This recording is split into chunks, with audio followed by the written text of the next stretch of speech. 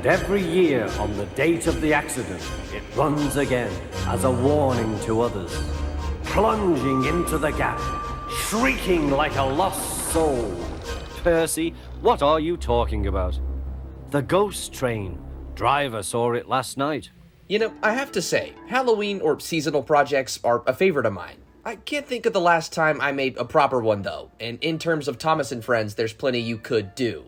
Like maybe you make a remake, maybe you model some scrap characters. But what about the Ghost engine, something that's a personal favorite of mine?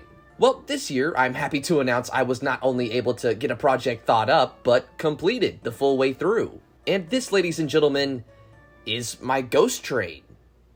It's kind of just Percy, but Thomas doesn't know that. Hold on. So what's going on here?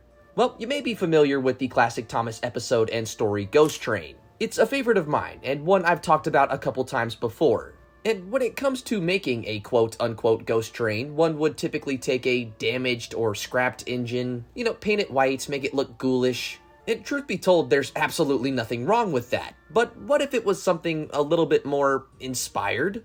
And that brought me to this model, Percy after he hits the lime cart, and thus is turned into a quote-unquote ghost train. But how exactly did I make this thing? And what's the story? Is this the Peckett chassis you saw a few videos ago? Yes. But before anything, let's talk about the build process itself.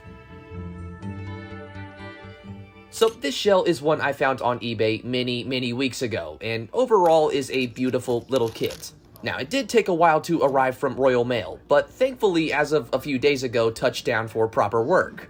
And, thinking about it now, I could have went with a Bachman Percy or something maybe a bit more TVS accurate, or, in the States closer to home, but the illustrations from this story in the Railway series are some of my favorite. So instead, we'll kind of try to mix them as I go. Kind of take my favorite elements from both and try to throw them into one model.